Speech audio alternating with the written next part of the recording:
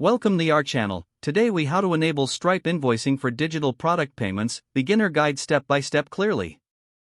To enable Stripe invoicing for digital product payments, start by signing into your Stripe. If you don't have an account, create one by visiting the Stripe website.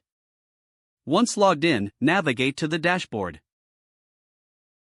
On the left sidebar, look for the Settings option and click on it. In the Settings page, scroll down to find Billing and select it.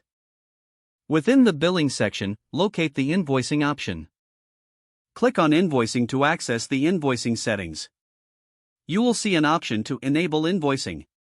Toggle the switch to turn this feature on. Next, configure your invoices to reflect your business branding. Upload your logo and customize the invoice color scheme as desired. Ensure that your business information, including address and contact details, is correctly entered. Now, go back to the dashboard and click on the Payments tab. Choose the Products section to set up a new digital product.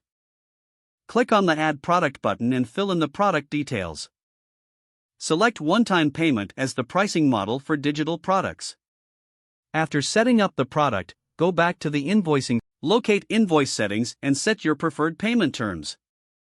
For digital products, considering shorter payment terms may be beneficial. You can also tailor email notifications for invoice delivery. Next, test the setup by creating a sample invoice. Click on Create Invoice and select the digital product you just added. Fill in any necessary details and send the invoice to yourself.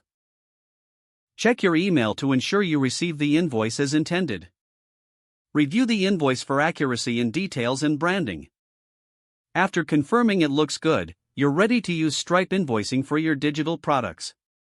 Now, your customers can seamlessly pay for your digital products via invoice. This feature enhances professionalism and simplifies your payment collection process. If the page does not load, refresh the browser or try again in a private or incognito window.